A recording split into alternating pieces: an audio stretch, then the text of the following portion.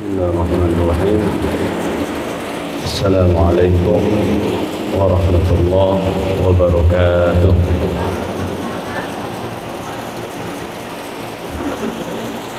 Alhamdulillahilladzi bi ni'matihi tatimmu shalihat wa bi quwwatihi tatahaqqaqul ghayat. Lahul hamdu mil'us samawati wal ardi wa mil'u ma syi'ta min syai'in ba'd. Asyhadu an la ilaha illallah wa asyhadu anna Muhammadar Rasulullah.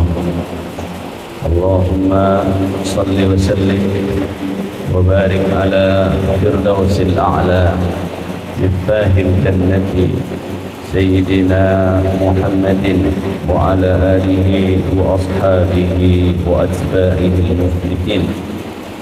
Allahumma salli ala al-fatih Sayyidina Muhammadin miftahil muluk wal khusyuk wal syuhud wa ala alihi wa ashabihi ajma'in. Allahumma salli ala ka'batil arwah Sayyidina Muhammadin wa ala alihi wa ashabihi ajma'in.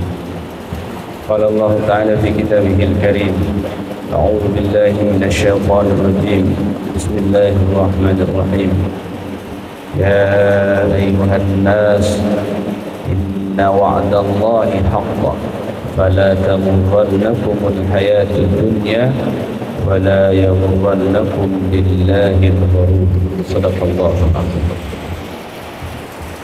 Puji beserta syukur kita kepada Allah Subhanahu wa taala. Alhamdulillah Allah masih melimpahkan rahmat, nikmat, karunia, hidayah dan inayah kepada kita semua. Alhamdulillah dengan segala pemberian Allah itu kita dapat berkumpul bersama di masjid ini, di Islamic Center ini dalam rangka bertalabul ilmi.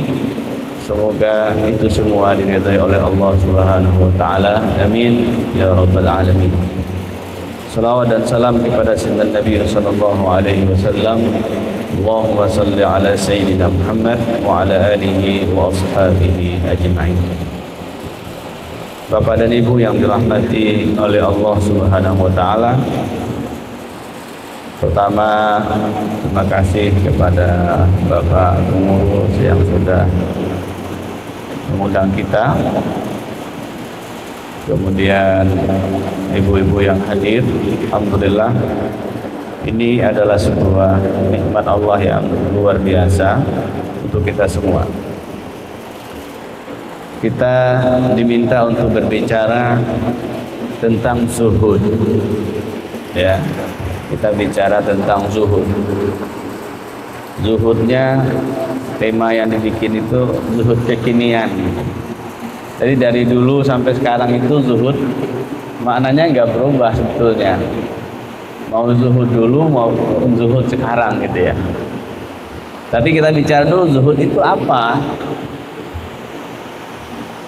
Nah, jadi kita akan bicarakan dulu pengertian zuhud itu. Jadi supaya kita tidak salah paham terkait dengan zuhud itu.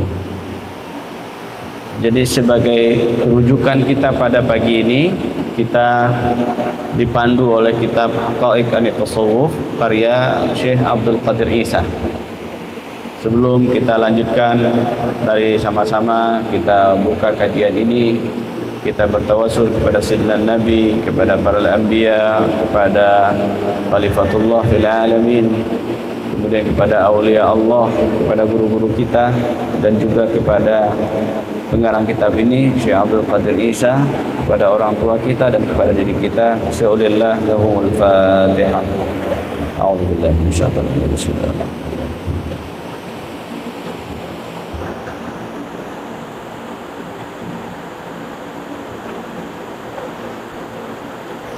Amin ya rabbal alamin. Baik, Bapak Ibu yang dirahmati oleh Allah, zuhud ini adalah salah satu tema dalam kajian tasawuf. Biasanya kalau kita ngaji bab-bab beginian, ada teman-temannya. Teman-temannya itu ada uzlah, ada khalwat, ada tahannus, lalu ada zuhud.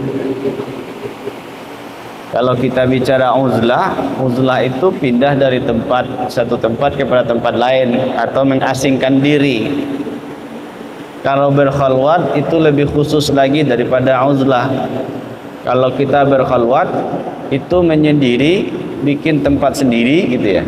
Kalau sekarang khalwat itu dipopulerkan dengan istilah suluk. Suluk, dia punya tempat tidur sendiri. Dia nggak tidur sebetulnya di situ. Dia bikin kelambu. Nah, di sana dia selalu berzikir siang dan malam. Siang malam zikir. Itu khalwat. Nah, kemudian di situ juga ada makna tahannus ya. Tahannus itu seperti dilakukan oleh Sayyidina Nabi dulu ketika Ramadan datang, maka Sayyidina Nabi Muhammad SAW itu tahannus, dia menyendiri, dia ke Gua Hira. Cuman dia sendiri saja, nggak ada orang lain. Dia sendiri, lalu dia beribadah, berzikir di sana. Itu selama Ramadan. Maka dalam bab sufi itu, dalam bab khalwat atau dalam bab suluk itu, suluk 40 hari itu berdasarkan kepada berkhalwatnya Nabi Musa alaihissalatu wassalam. Kemudian berkhalwat 30 hari itu yang biasa dilakukan oleh Sayyidina Nabi, itu di setiap bulannya ada begitu. Nah, kemudian ada terma yang sekarang kita bicarakan tentang zuhud.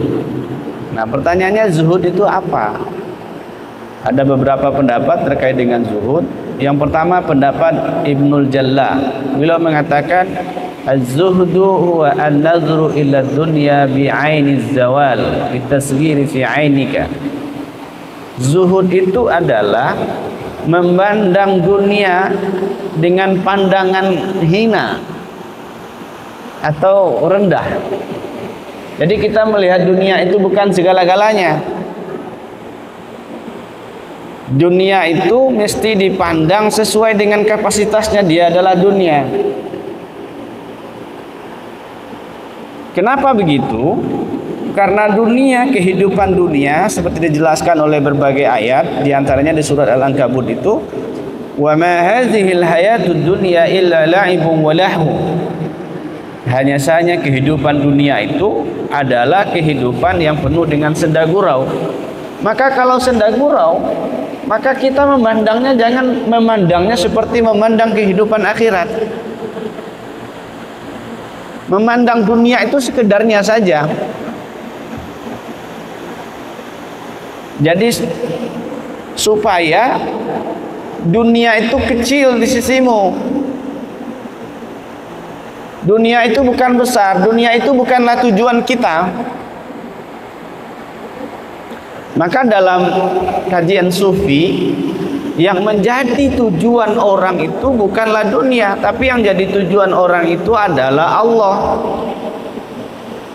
Maka makna dari kata ilahi anta maqsudi wa ridhaka matlubi itu bahasa sudah populer itu di kalangan sufi.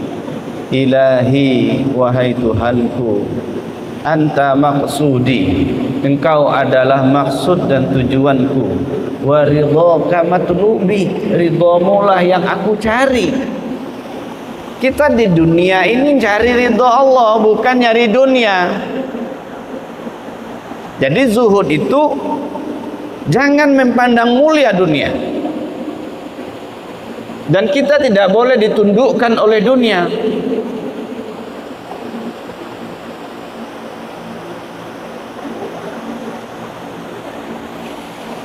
Kalau dunia kamu sudah memandang dunia, memandang remeh dunia, maka engkau akan mudah berpaling darinya. Atau memandang dunia itu biasa-biasa saja, maka akan mudah kita move on dari dunia itu. Sehingga kita tidak tersendra dari dunia. Coba kalau kita tidak memandang dunia itu mulia misalnya, maka setiap hari pikiran kita kepada dunia aja. Lihat saja misalnya persoalan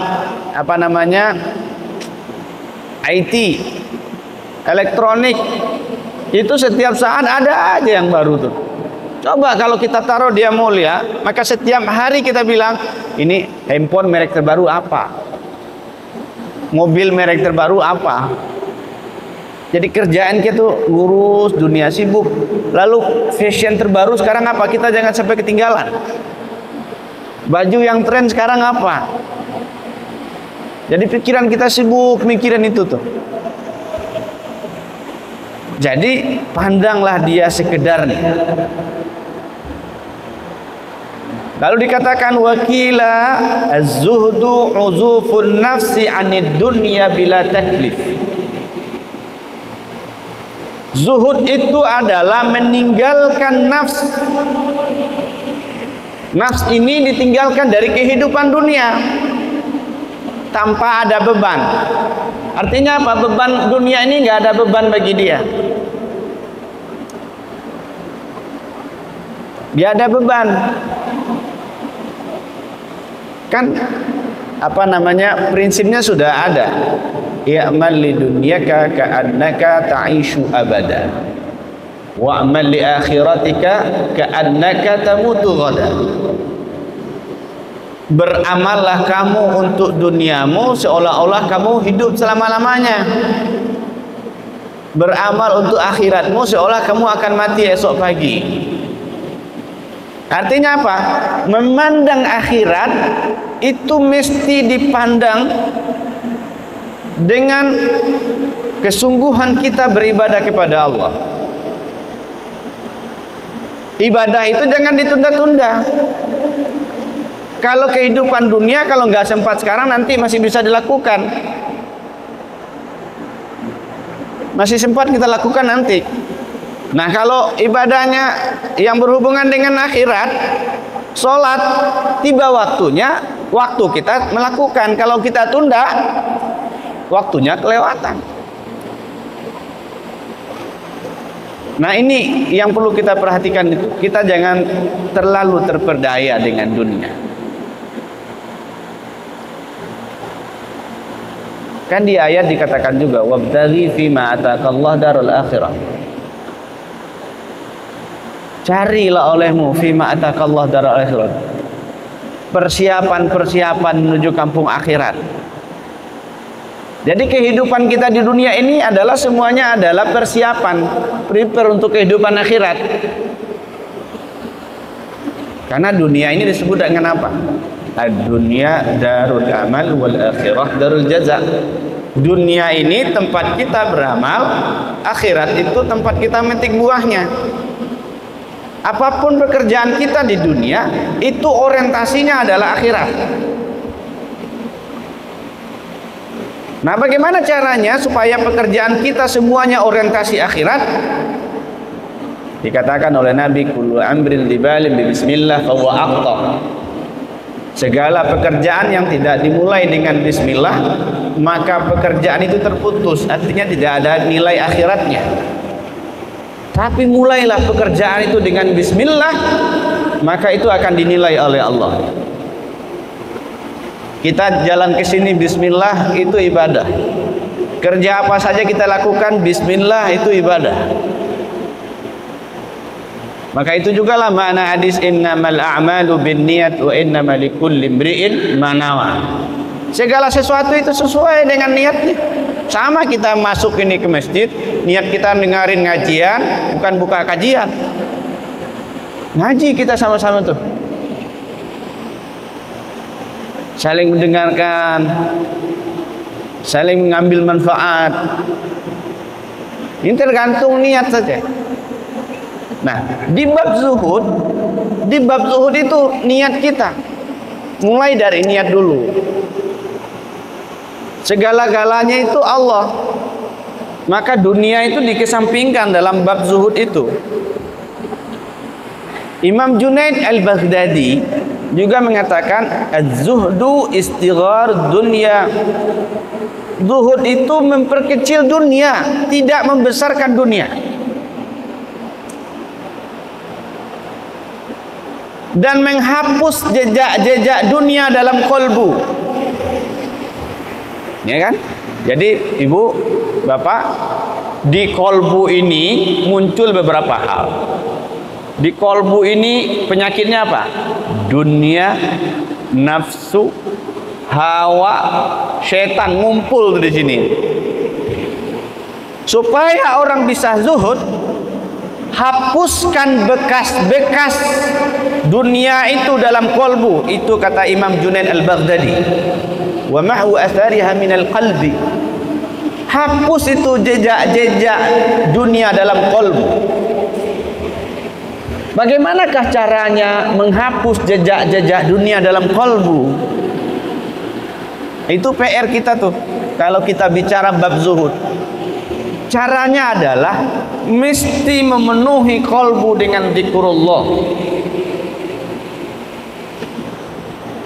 Syekh Abdul Qadir Al-Jilani mengatakan bahwa supaya kolbu itu bisa masuk nama Allah dan dunia bisa keluar dari dalamnya, maka mesti dizikirkan atau ditalkinkan kalimat zikir ke kolbu itu sehingga bisa dia tetap untuk menyebut nama Allah. Artinya apa? Kolbu mesti dibersihkan. Kolbu mesti dibersihkan kalau kita bicara bab zuhud. Kalau kolbu nggak bersih, nggak bakalan zuhud. Jadi kalau ada pula orang bantah, ngapain zuhud begitu? Itu tanda hatinya nggak bersih, tanda kolbunya nggak bersih. Tugas kita itu setiap hari ngapain? Membersihkan kolbu. Cara bersihin kolbu itu sudah ada aturannya. Cara bersihin kolbu itu banyak zikir.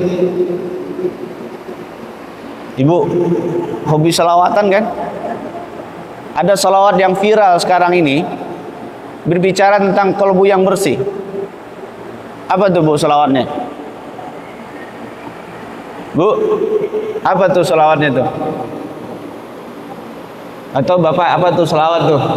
Yang sekarang lagi viral bicara tentang kolbu tuh. Kolbu itu akan bersih dengan menyebut nama Allah. Nah, apa tuh selawatnya? Saya ingat beberapa liriknya, tapi suara saya nggak layak untuk disenandungkan. Tapi untuk mengingatkan jadilah. Tahirul qalbi nakiyun dzakirun lillah. Nah, ingat Bu? Hafal ya?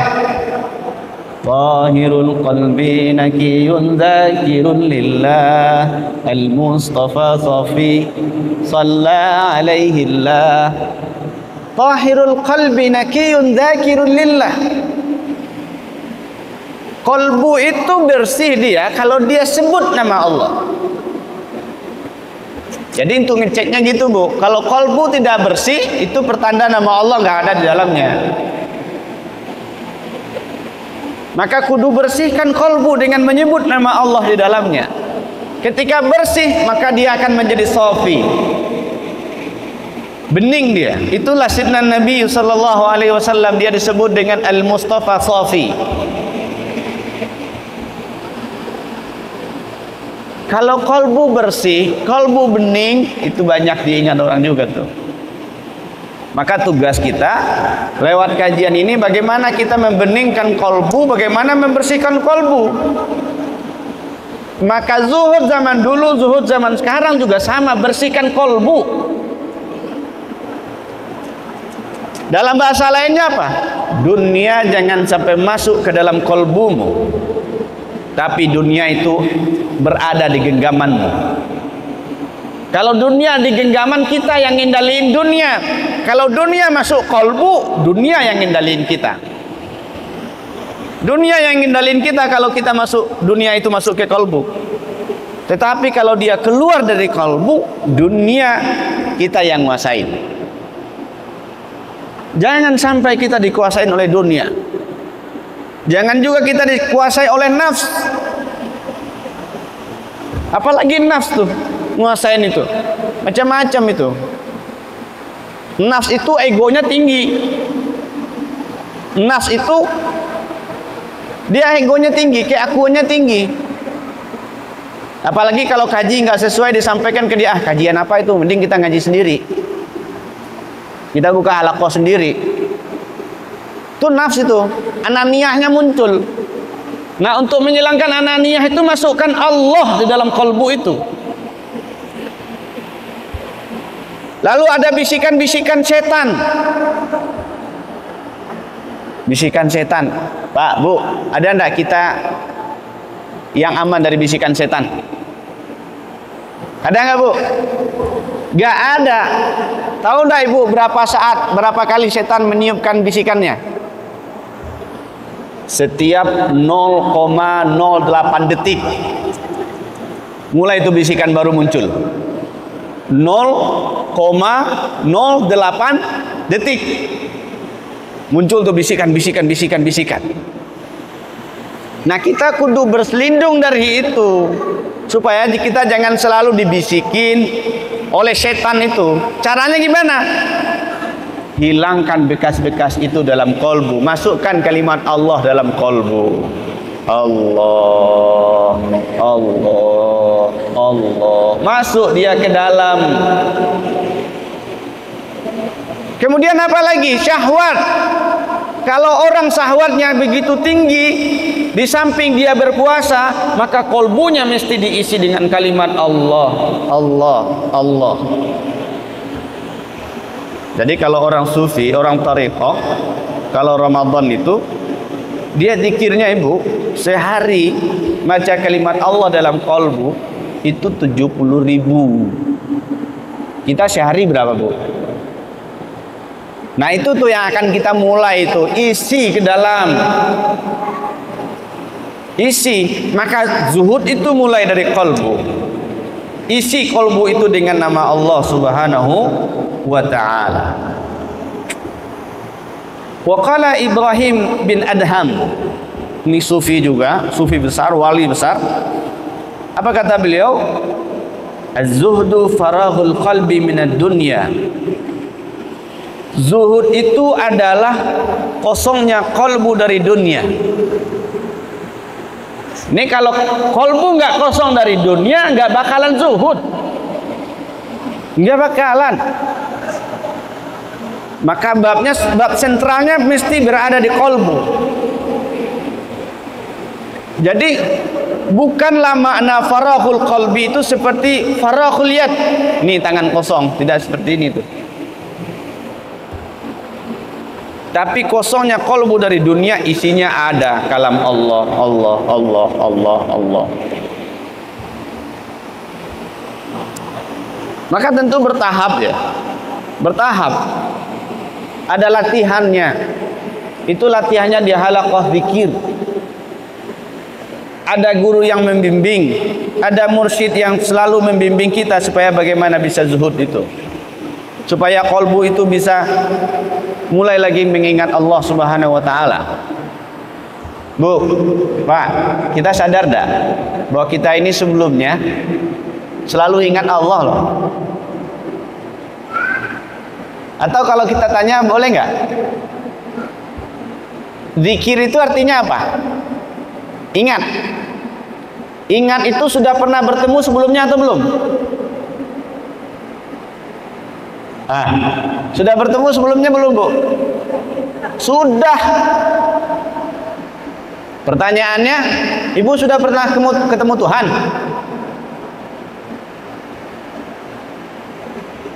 Bapak sudah pernah ketemu Tuhan? Jawabannya sudah. Kalau nggak ketemu Tuhan, nggak bakalan nongol di dunia. Nggak bakalan kalam kita di dalam Al-A'raf 172. Alastu bi rabbikum qalu bala syahidna. Itu kalam kita loh dengan Allah. Bukankah saya ini adalah Tuhanmu? Kita mengatakan apa? Benar. Syahidna, kami menyaksikan.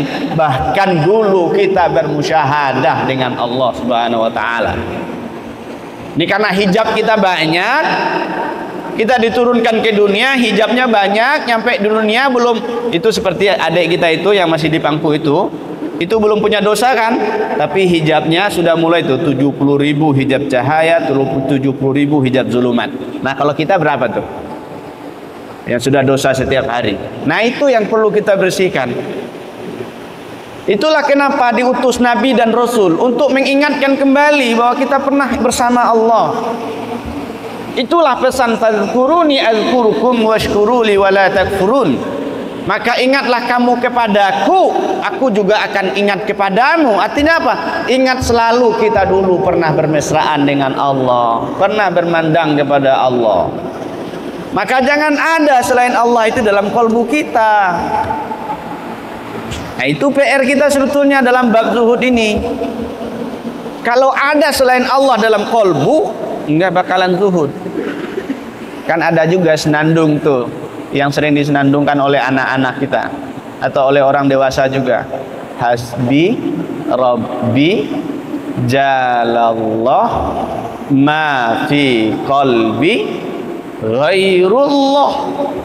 Tidak ada yang ada dalam kalbuku kecuali Allah. Itu kalamnya sederhana, tapi prakteknya gimana? Sudahkah Allah dalam kalbu kita atau belum? Kalau belum masuk kalimat Allah itu dalam kalbu kita, itu perlu dicari gurunya. Cari guru yang membimbing untuk masuk kalimat Allah ke dalam setiap detak jantung. Tuk, tuk, tuk, tuk. Itu isinya apa? Allah, Allah, Allah, Allah. Itu isinya. Itu yang mesti kita bahas itu yang mesti kita bicarakan, itu ilmu yang mesti kita cari. Yang dalam bab lain disebut dengan ilmu ma'rifatullah. Kita mesti mengenali Allah. Orang tidak mungkin zuhud kalau dia tidak kenal kepada Allah. Kalau dia kenal kepada Allah, maka akan tinggalkan semua. Sama dengan ibu dan bapak. Ibu tidak bakalan ninggalin suami, bapak juga tidak akan meninggalkan istrinya, karena dia sudah kenal dengan ibu, ibu juga sudah kenal dengan bapak. Maka lelaki lain dipisahkan dari kalbu kita, wanita lain dihilangkan dari kalbu kita. Begitu juga dengan Allah. Kalau kita sudah kenal dengan Allah, maka tidak ada tempat selain Allah dalam kalbu. Kan hadis Allah sudah katakan, innallaha la yanzuru ila suwarikum wala ila ajsamikum walakinna Allah yanzuru ila qulubikum wa a'malikum. Allah tidak pandang bentuk rupamu, jasadmu, Allah enggak pandang itu. Yang Allah pandang qalbu. Yang Allah pandang qalbu dan amal kita. Maka kalau mau dipandang Allah, sebutlah namanya banyak-banyak di dalam. Sebut nama Allah banyak-banyak di kalbu itu supaya kita dipandang oleh Allah Subhanahu wa taala. Bagaimana kita bisa dipandang kalau namanya tidak ada dalam kalbu kita? Bagaimana bisa dipandang kalau tidak muncul rasa cinta? Maka menyebut nama Allah sebanyak-banyak itu untuk memunculkan rasa cinta. Man ahabba syai' katsura dzikruh. Siapa yang cinta kepada sesuatu, maka dia banyak untuk menyebut sesuatu itu. Jadi kalau kita sebanyak nyebut Allah, itu bertanda kita cinta kepada Allah. Itulah makna ayat ya ayyuhalladzina amanu dzkurullaha dzikran katsira wasabbihu bukratan wa asila. Wahai orang-orang yang beriman, sebutlah Allah sebanyak-banyaknya. Sebanyak-banyaknya. Itu tadi amal yang dilakukan oleh orang sufi, oleh orang thariqah, 70.000 sehari semalam, dan bahkan 70.000 kali 7. Itu menunjukkan apa? Banyak. Intinya apa? Intinya setiap saat mesti menyebut Allah. Tapi kalau kalbu kita disibukkan dengan dunia, kapan kita menyebut Allah? Kalau kalbu kita dikuasai oleh ananiyah, oleh nafs, kapan kita menyebut Allah? Kalau kalbu kita selalu dikuasai oleh hawa, kapan kita menyebut Allah? Kalau kalbu kita dikuasai oleh setan, kapan kita menyebut Allah? Kan sudah dinyatakan setan itu musuh nyata kita. Kapan tuh kita menyebut Allah Subhanahu wa ta'ala? Maka disebutkan bahwa zuhud itu adalah wasilah untuk wusul ilallah. Zuhud wasilah untuk wusul sampai kepada Allah Subhanahu wa ta'ala. Yang tadi kita sebut tuh, Ilahi anta maqsudi wa ridhaka matlubi. Wahai Tuhanku, Engkau maksud dan tujuanku, ridhamu yang aku cari. Nah, untuk sampai ke situ wasilahnya mesti zuhud. Wasilahnya mesti zuhud. Dulu waktu kecil-kecil kita sering hafal apa? Raditu billahi rabbah wa bil islam dina wa bi sayyidina Muhammadin nabiyyan wa rasula. Masih hafal nggak, Bu? Masih. Itu yang kita cari tuh. Sudah lama kita senandungkan. Pertanyaannya, usaha kita untuk mendapat ridho itu sudah ada apa belum? Mesti ada usaha kita untuk mendapat ridho Allah. Kalau kita mau cari perhatian orang, sering-sering sebut nama orang itu. Kalau kita pengen dapat perhatian Allah, sering-seringlah menyebut nama Allah. Kita akan mendapatkan perhatian Allah sering menyebut namanya dan sering-sering menyebut nama kekasihnya. Siapa kekasihnya? Nabi Muhammad sallallahu alaihi wasallam. Maka perbanyak salawat kepadanya. Banyak sigat-sigat salawat. Sayyiduna Muhammadur Rasulullah. Itu juga sigat salawat. Allahumma salli ala Sayyidina Muhammad sallallahu ala Muhammad. Banyak sigat-sigat salawat. Perbanyak salawat, perbanyak sebut nama Allah. Itu syarat. Wa syartan linailil hubbihi wa ridha. Zuhud itu adalah syarat untuk mencapai, untuk memperoleh cinta dan ridhonya Allah. Kalau zuhud sudah diperoleh, itu syarat untuk mendapatkan cinta, syarat untuk mendapatkan ridha. Itulah maksud kita sejatinya hidup di dunia ini. Kita sudah terlempar, yang sebelumnya berada di posisi ahsanut taqwim, dilempar ke bawah menjadi asfala safilin. Asfala safilin itu jauh terlemparnya kita ke bawah, sehingga kita terhijab dengan Allah itu. Itulah usaha kita sekarang. Itulah kenapa ada majelis-majelis. Itulah kenapa ada da'i-da'i. Ad-da'i ilallah. Itu makna da'i itu. Ad-da'i ilallah. Orang yang menyeru kepada Allah. Artinya apa? Dia tahu jalan ke Allah. Dia tahu jalan menuju Allah itu. Maka kembali kita ke sini. Prasyarat untuk mendapatkan zuhud itu mesti qalbu selalu menyebut nama Allah Subhanahu wa ta'ala. Kita ada tanya jawab? Ya, dikasih mikrofon biar kedengaran.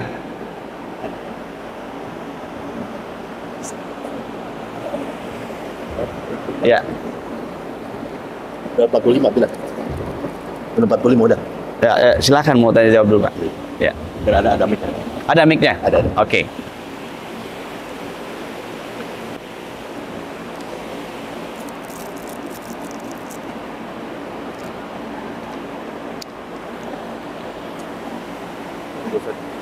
Catatan untuk yang tanya tahu. Oh ya, oke.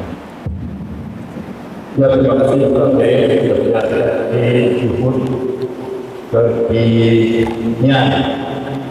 Jadi jelas ada jawab menjelaskan yang mungkin Bapak Ibu kurang jelas, kurang paham, boleh tanya minimal 3 orang pertanyaan 3 orang dan dijawabnya sekaligus. Silakan. Mungkin ibu-ibu dulu, biasanya ibu-ibu dulu sesuai dengan tema tadi Zuhud kekinian.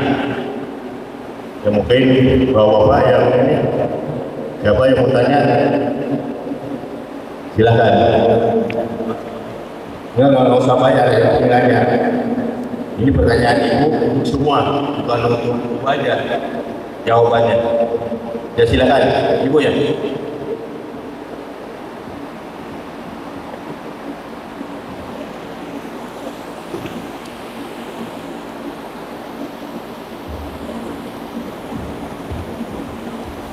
Bismillahirrahmanirrahim.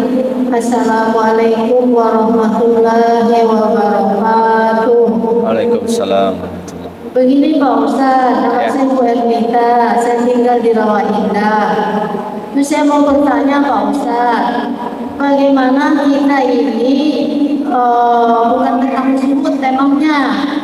Saya ini bertanya Pak Ustaz, bagaimana kalau kita berselawat kan dianjurkan berwudu. Bolehkah kita berselawat kalau lagi tidak berwudu? Itu saja. Assalamualaikum warahmatullahi wabarakatuh. Oke. Ya, antar Ustaz sekalian, masih ada. Dan jawabnya sekaligus. Ada lagi? Bapak-bapak yang ada, yang mungkin itu satu-satu. Baik. Allah itu berfirman, Inna Allaha wa malaikatahu yusalluna 'alan nabi ya ayyuhallazina amanu sallu 'alaihi wa sallimu taslima. Ini ayat ini sudah populer untuk kita semua. Ayat ini adalah ajakan untuk kita semua berselawat kepada Rasul. Allah, malaikat juga berselawat kepada Rasulullah sallallahu alaihi wasallam. Lalu diajak, "Hai ya ayyuhallazina amanu." Wahai orang-orang yang beriman, sallu alaihi wasallim taslima. Maka berselawat jugalah kamu kepada Rasulullah sallallahu alaihi wasallam. Maka di dalam berbagai hadis Nabi, jika disebutkan nama Muhammad, jika orang tidak berselawat kepadanya, itu adalah sebakhil-bakhil manusia.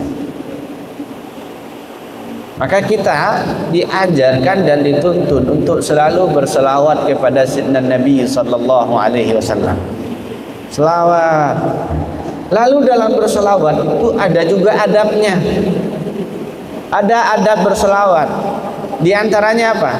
Adab berselawat itu karena yang kita selawati itu adalah hamba yang suci, maka kita juga mesti suci. Itu yang tadi pertanyaan ibu itu. Boleh nggak kita berselawat kalau nggak berwudu? Sebaiknya kita mesti berwudu. Kalau berwudu kita suci menyebut nama yang suci. Itu ketika kita berselawat itu nama Allah juga tersebut di situ. Sejatinya yang berselawat siapa? Allah, bukan kita. Kita akan baca apa? Allahumma salli ala Sayyidina Muhammad. Kan Allah yang berselawat kepada Sayyidina Muhammad. Kita cuma mengalamkan itu. Maka kita mesti suci. Lalu pertanyaan berikutnya, boleh nggak kita kalau nggak suci berselawat? Ya boleh. Boleh. Di mana saja boleh kita berselawat. Maka ada formalitas dan ada non formal. Kalau kita formalitas pengen memunculkan rasa rindu yang luar biasa kepada Sayyidina Nabi, maka wudhulah. Tahu dah ibu, kita juga sudah hafal semua. Selawat yang paling populer yang disebut dengan selawat Jibril. Apa itu Bu selawat Jibril? Sallallahu ala Muhammad. Ini selawat, itu selawat dibaca oleh Jibril sampai Sayyidina Nabi dia ketemukan, atau sampai dia bertemu dengan Sayyidina Nabi. Ini adalah selawat penantiannya malaikat Jibril. Berapa lama Bu? 3 hari? Enggak, puluhan ribu tahun. Makanya malaikat Jibril selalu mensenandungkan itu. Dia selalu berselawat, sallallahu ala Muhammad. Terus dia baca terus, dia baca terus. Itu adalah selawat kerinduan. Selawat kerinduan. Maka kalau kita ingin rindu dengan orang yang kita cintai, maka salah satu adabnya kita mesti membenahi diri. Kita bersihin dulu diri. Mandi. Ibu kalau mandi niatnya apa, Bu? Biasa aja. Bapak kalau mandi niatnya apa? Mandi aja gitu. Sekarang ini boleh diamalkan mulai dari sekarang. Mandi itu sekarang niatnya cuma 2 aja. Yang pertama mandi wajib atau mandi junub. Kalau enggak mandi wajib, maka setiap kali mandi niatkan mandi taubat. Niatkan mandi taubat. Karena dosa kita ini setiap saat muncul dosa. Setiap kali mandi apapun, kalau tidak mandi junub, niatkan mandi taubat. Setelah itu kalau kita masih punya waktu, nggak buru-buru, lanjutkan dengan sholat sunat 2 rakaat, sholat sunat taubat. Ini supaya kolbu ini bisa sofi dia, supaya kolbu ini bisa bening lagi, supaya kolbu ini enak dia nyebut nama Sayyidina Nabi. Jika kolbu bening disebutkan nama kekasihnya, wah, apa kata syair itu? Apa syairnya Ustaz? Kullul qulub ilal habibi tamilu. Setiap kolbu kepada sang kekasihnya selalu cenderung. Kalau sudah disebut nama kekasihnya, saraduma, maka air matanya mulai mengalir tuh. Maka selawat dengan penuh rasa cinta, maka dengan sendirinya akan hadir itu air mata tuh. Menyebut nama Allah juga begitu. Orang akan bergetar dia menyebut nama Allah kalau Allah itu sudah dicintainya. Maka ayat wa idza tuliyat alaihim ayatuhu zadatuhum imana, tidak bakalan nyentuh itu ayat Quran ke kita kalau tidak ada rasa cinta tuh. Coba disebut nama Allah, bergetar enggak kalbu kita, Bu? Allah. Itu sederhana. Maka perbaiki kalbu. Perbaiki kalbu. Nah, ini babnya salah satunya zuhud. Perbaiki kalbu, hilangkan bekas-bekas dunia di dalam kalbu, sehingga dia enak dia menyebut nama Allah, enak dia menyebut nama Rasulullah.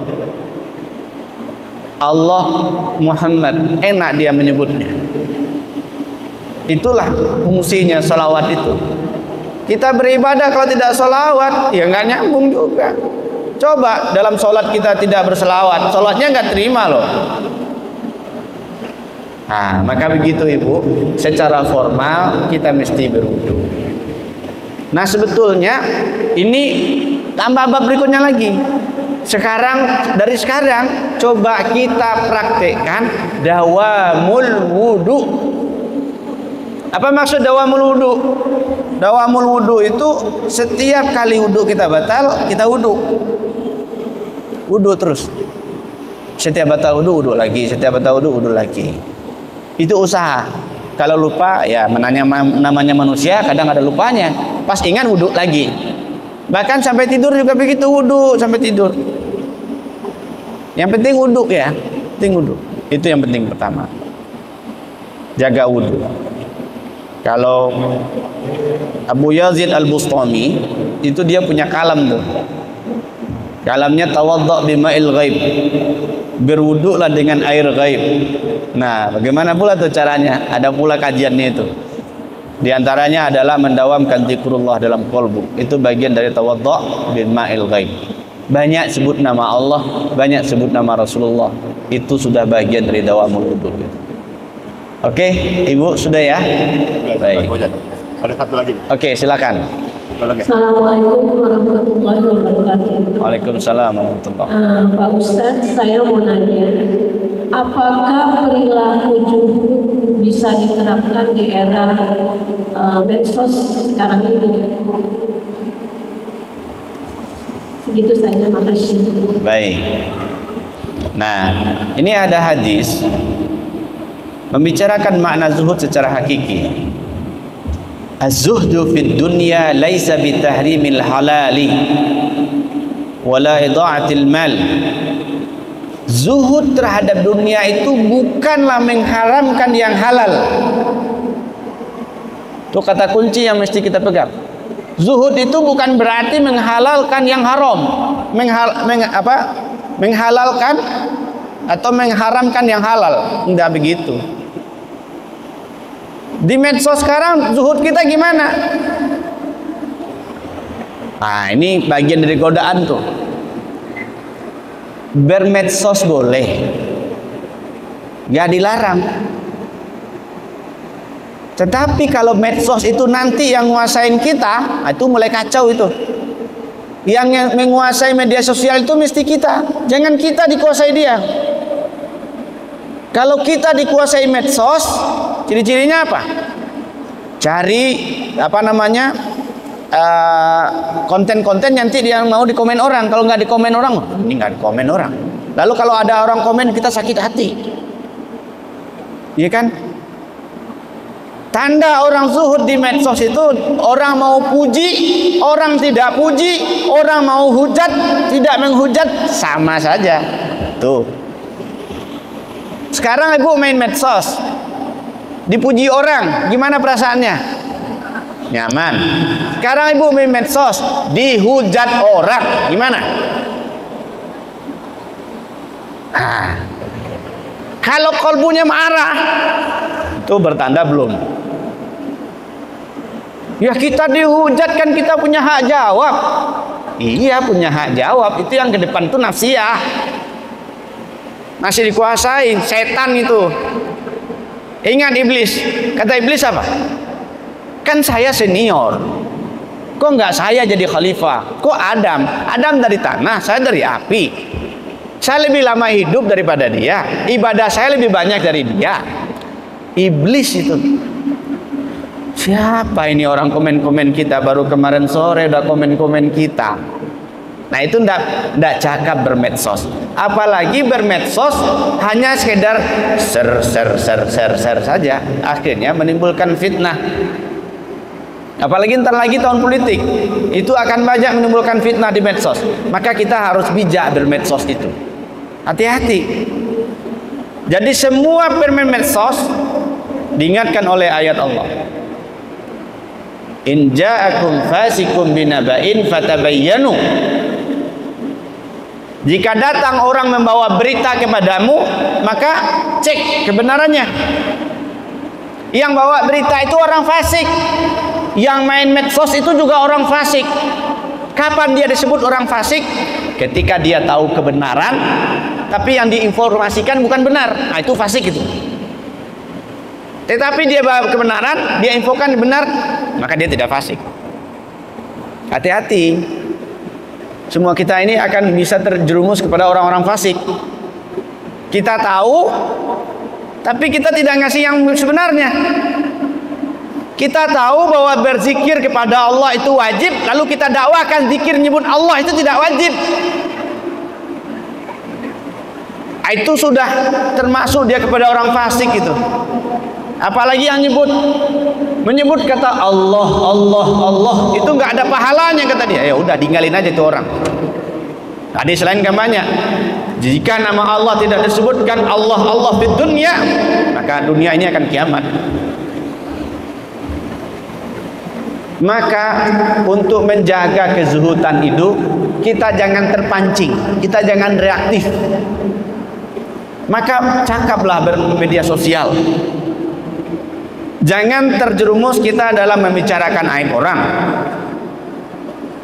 Jangan terjerumus kita bermedia sosial itu menimbulkan riya. Alhamdulillah kita ngaji. Alhamdulillah kita nyampe di Mekah. Alhamdulillah nyampe di sini. Di kolbu dia nyebut apa? Ujub dah. Kalau ujub batal itu. Batal. Apalagi kita pengen disanjung oleh orang. Apalagi yang kemarin baru balik haji, nggak disebut haji Pak Haji, udah kacau itu.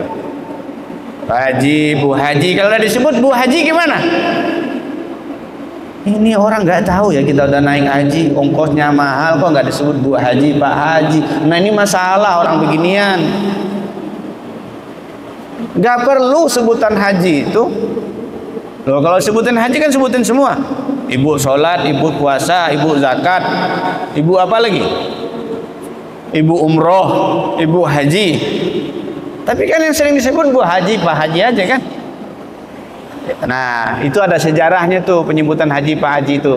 Tapi biarin aja lah itu. Yang penting begitu Bu. Bijak bermedia sosial itu salah satu zuhudnya, ketika dipuji, ketika dicela, kolbu kita ini nggak masalah aja. Sebut terus nama Allah dalamnya. Oke. Ya, boleh. Ya mungkin. Assalamualaikum warahmatullahi wabarakatuh. Salam. Saya tadi ada sedikit bahas tentang mandi tobat. Nah ini pertanyaannya, mandi tobat itu teknisnya gimana? Apakah sama dengan mandi hadas besar? Apakah misalkan sekalian mandi langsung sabunan atau bertekan basuh tubuh badan dulu baru sabunan? Yang kedua tadi zikir saya. Anda melihat ada beberapa teman-teman tuh ya yang mungkin ibadahnya biasa aja, tapi dia punya komitmen kuat pada agama gitu. Misalnya dia jujur gitu. Jadi hati-hati dalam ini, nggak ada kamu suap. Apakah tindakan teman yang saya maksud itu adalah ini nggak masuk ke zikir? Oke. Ya. Assalamualaikum warahmatullahi wabarakatuh. Yang pertama kita bicara mandi. Sebetulnya mandi ini kan muluk-muluk. Ini laut dekat sini nyebur aja langsung mandi tobat gitu. Bisa aja begitu. Tapi tentu ada adabnya. Ya, adabnya wudhu dulu. Setelah itu mulailah dari yang kanan-kanan. Ya. Mulai dari kanan, lalu kiri, ya. Nah, lalu ketika air dikujur itu niatkan tuh agar Allah menghapus dosa kita. Sebut, ingat dosa kita. Dosa apa yang pernah kita lakukan? Bersih. Setelah itu boleh bersabun, ya. Pokoknya ya seperti mandi junub lah. Semua yang mesti kena air, mesti kena air. Apa yang mesti kena air, mesti kena air. Lipatan-lipatan itu harus kena air. Yang bedain kan niatnya. Mandi taubat, sengaja aku mandi taubat atas segala dosa zahir dan batin. Ampun kepada Allah. Nah, nanti berikutnya apa lagi? Kalau hubungannya dengan Allah, maka kita lanjut dengan bab istighfar, salat sunat taubat dan istighfar. Tapi kalau berhubungan dengan orang-orang, nggak cukup dengan itu. Minta maaf dulu, Pak, Bu, mohon maaf ya jika selama ini saya salah. Saya dulu pernah nyolong loh, Bu, nyolong mangga. Maafin ya. Harus dibilang begitu. Nah, supaya nyaman kita. Plong. Nanti mau ibu itu maafin atau tidak itu urusan lain lah. Tugas kita minta maaf. Minta maaf dulu. Ibunya mau pantas ya, kamu yang nyolong mangga terus, mangganya habis terus ya gitu ya. Biarin aja, yang penting kita minta maaf dulu. Oke, minta maaf. Nah setelah itu baru tuh tahapan. Jadi kalau ke Allah langsung mandi taubat, sholat sunat taubat, istighfar, minta ampun banyak-banyak, zikir banyak-banyak. Kalau ke manusia diiringi dengan minta maaf atau minta ridhonya. Nah, apalagi yang berhubungan dengan korupsi itu. Wah, macam-macam ya. Itu usahanya itu. Oke. Yang kedua, zikir. Zikir itu banyak macamnya. Di antaranya ada zikir lisan, nyebut la ilaha illallah, Allah Allah, wallah dan seterusnya. Subhanallah, alhamdulillah, wa la ilaha illallah, Allahu akbar. Lalu ada zikir qalbu, nyebut Allah Allah di dalam qalbu. Lalu ada zikir arkan. Apa itu zikir arkan? Gerak-gerik kita ini kalau ke sholat itu namanya zikir arkan. Makanya sholat itu disebutkan apa? Wala zikrullahi akbar. Zikir mengingat Allah paling besar itu, paling banyak itu ketika sholat, semuanya ingat Allah. Maka dalam sholat itu kolbunya mesti zikir, nyebut Allah Allah Allah Allah terus, lisannya nyebut bacaan sholat, lalu tangannya gerak, anggota tubuhnya gerak, itu namanya zikir bil arkan. Jadi kalau mau orang nanya khusyuk salat gimana? Kalau tidak disebut nama Allah di kalbunya, kalau dia tidak ingat Allah, itu tanda khusyuk. Nah, itu gerakan salat. Nah, lalu praktek di lapangannya gimana? Dia bekerja di sebuah instansi, lalu ada peluang untuk korupsi, lalu dia ingat Allah tidak korupsi, itu sudah zikir bil arkan. Ingat Allah, dia nggak jadi korupsi, udah zikir dia. Jadi makna lain sederhana, mana zikir itu apa? Itu lagu dangdut, masih ingat Pak? Mau makan ingat padamu, mau minum ingat padamu, itu lagunya tuh. Tapi mau makan ingat padamu baca apa? Allahumma barik lana fima razaqtana wa qina adzabannar. Mau tidur ingat kepadamu, bismika Allahumma ayyama'amu. Mau ngapain saja ingat kepadamu baca. Mau ke kamar mandi ingat kepadamu baca apa? Allahumma inni a'udzubika minal khubsi wal khaba'is. Nah, gitu cara ingatnya. Lalu ketika kita lihat astagfirullah, itu sudah ingat itu. Nahan diri, mulai nahan. Itu sudah masuk zikir. Jadi zikir itu tidak kaku dia. Nah, ketika orang tidak melakukan larangan Allah, Allah larang berbuat maksiat, berhenti dia, itu sudah zikir. Orang sholat itu sejatinya dia sudah ingat kepada Allah, bahwa sholat itu mestinya ingat Allah. Orang berzakat, berinfak, itu sejatinya dia sudah ingat Allah juga. Nah, itu lebih luasnya begitu. Tapi lebih dalamnya zikir nyebut Allah itu mesti ke dalam. Tapi dalamnya begitu. Gitu ya, Pak ya. Oke. Terima kasih. Masih ada nama satu lagi, Mas? Ya, boleh silakan. Ya, silakan Ibu Mari. Assalamualaikum warahmatullahi wabarakatuh. Assalamualaikum warahmatullahi wabarakatuh. Saya ingin bertanya, kita selain kalau sholat itu bagaimana pikiran kita itu? Allah itu ada di luar kita atau di dalam kita? Jiwa kita, hati kita. Itu yang berusaha. Ya, baik. Jadi ini Allah itu bukan untuk difikirkan, tapi untuk diingat. Maka makna zikir, zikir itu tempatnya di sini, di qalbu. Tafakkur tempatnya di sini, berfikir. Tafakkaru fi khalqillah wala tafakkaru fi dzatillah. Pikirkan ciptaan Allah, jangan pikirkan zatnya. Kita disuruh tuh ingat di sini. Ingat di sini Allah, Allah. Maka di dalam thariqah itu ada namanya zikir lataif. Zikir lataif itu salah satunya adalah ngisi sini nafsun nantiqah. Maka di sini juga ada zikirnya. Juga disebut Allah, Allah, Allah di sini. Di lataif itu 5.000 di qalbu, kalau di sini 1.000 zikirnya. Sebut nama Allah tuh. Kalau ada yang nerawang sholat baru nerawang Allahu Akbar, pikirannya udah kemana-mana. Nah tuh, ini mesti dizikirin nih. Di sininya mesti ada Allah, Allah, Allah. Tapi itu ada latihan dan itu mesti ada talqinnya. Maka jangan mikirin, kalau sholat mikir ya kemana-mana perginya. Maka dalam sholat itu kita mesti ingat tuh. Maka mulailah dari kolbu. Semuanya terbesit dari kolbu. Sumbernya itu di sini, besit kolbu. Allah. Makanya iman itu dikatakan apa? Tasdiqun bil qalbi, iqraru bil lisan, wal a'malu bil jawari. Tasdik dulu dalam kolbu, yakin pada Allah, Allah. Lalu diucapkan amantu billah. Lalu prakteknya apa? Prakteknya kita ingat kepada Allah, beriman kepada Allah, percaya Allah melihat kita. Kita sholat dilihat Allah. Sholat kita itu kudu ditingkatkan. Kalau kemarin ini misalnya sholat itu masih sebatas kewajiban saja, maka berikutnya naikkan kebutuhan kita. Lalu naikkan lagi, kita mulai diawasi. Boleh, mesti masuk ke bab ihsan. Anta abudallah ka'annaka tarahu fa in lam takun tarahu fa innahu yaraka. Kamu nyembah Allah seolah-olah kamu bisa lihat Allah. Tapi jika kamu tidak bisa lihat Allah, ingat Allah lihat kamu. Artinya apa? Kita sholat itu merasa diawasi. Maka di situ mesti ada khauf dan roja. Apa itu khauf? Ada rasa cemas, takut kita sholat kita tidak terima. Lalu ada roja, ada harapan kita bahwa sholat kita akan diterima oleh Allah. Maka itulah mestinya. Maka rumusnya apa? Khauf dan roja. Berbanyak di dalam kolbu itu Allah. Di sini nih pusat ini. Maka sholat itu rukunnya 3. Rukun qalbi, rukun qauli, rukun fi'li. Rukun qalbi, Allah Allah dalam qalbu. Rukun qauli, sebut bacaan sholat. Rukun fi'li, gerak-gerik sholat.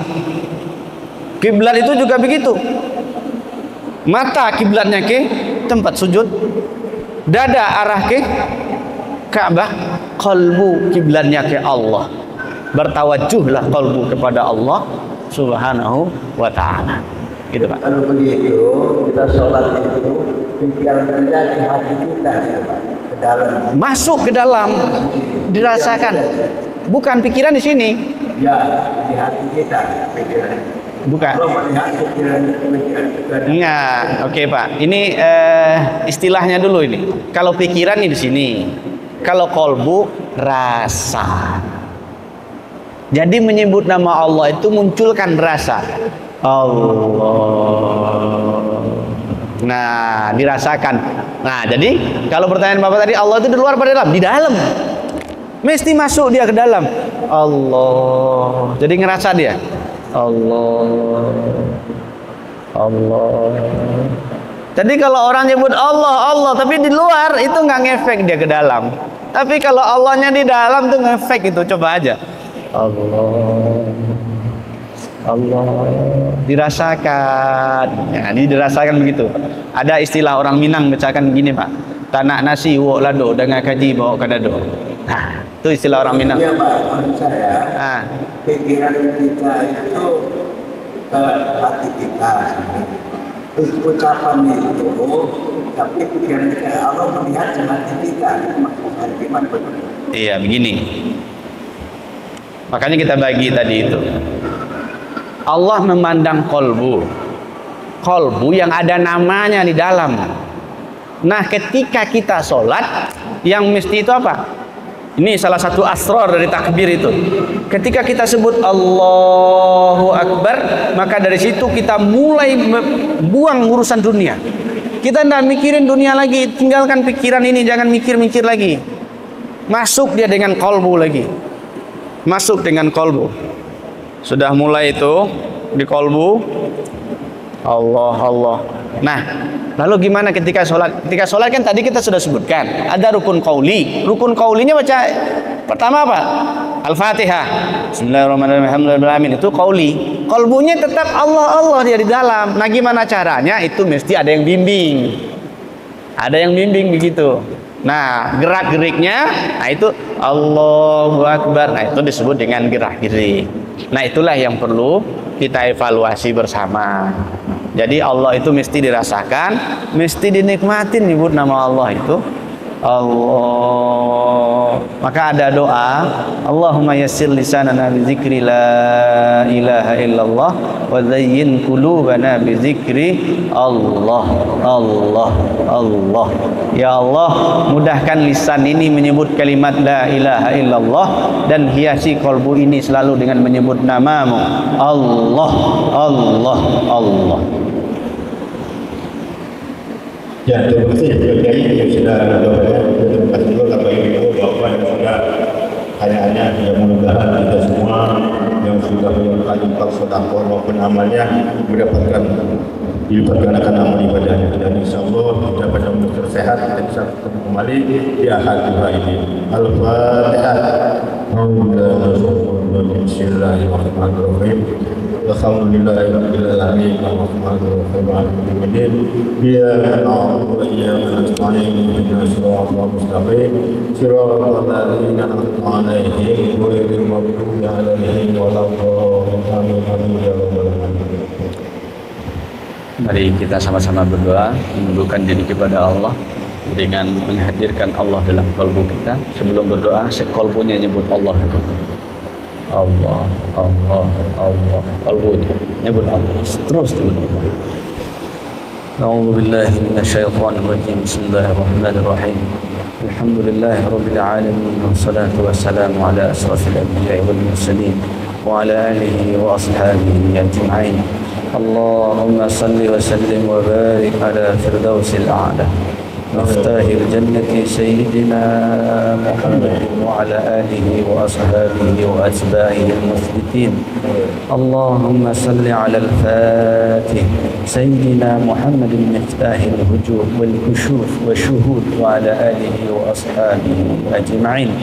اللهم يا الله بجاه نبيك المصطفى صلى الله عليه وسلم طهر قلوبنا يا الله عن الشرك والكفر والرياء والكبرياء والحساد والنفاق بوسيلة السيد المصطفى محمد صلى الله عليه وسلم. Ampuni dosa kami ya Allah. Kami beristighfar kepadamu ya Allah.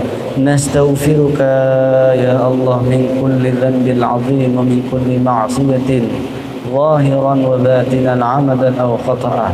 Ya Allah, dengan wasilah nabimu kami minta ampun kepadamu dosa yang besar, dosa disengaja atau tidak disengaja, dosa ternyata dan dosa yang tersembunyi dari kami ya Allah ya Rabbal Alamin. Allahumma rzuqna fahman nabiyyin wa hifdhan mursalin. Allahumma a'inna ala dzikrika wa syukrika wa husni ibadatik. Ya Allah, bantu kami ya Allah untuk selalu menyebut namamu. Bantu kami ya Allah untuk selalu menyebut asma-Mu sehingga namamu bisa terpatri dalam qalbu kami, sehingga ini adalah jalan zuhud menuju usul kepadamu. Allahumma yassir lisanana bi dzikri la ilaha illallah wa zayyin qulubana bi dzikri Allah Allah Allah. وصلى الله على سيد المصطفى صلى الله عليه وسلم. ربنا آتنا في الدنيا. Ya Allah, berikan kepada kami kebahagiaan dunia, bahagia memandang nabimu, bahagia mengikuti perintahmu dan perintah nabimu. Wa atina fid dunya hasanah wa fil akhirati hasanah, dan berikan juga kebahagiaan kepada kami di akhirat dapat memandangmu bersama Sayyidina Nabi sallallahu alaihi wasallam. Wa sallallahu ala sayyidina Muhammad wa ala alihi wa sahbihi ajma'in. Walhamdulillahi rabbil alamin. Billahi taufik, mohon maaf. Assalamualaikum warahmatullahi wabarakatuh. Waalaikumsalam.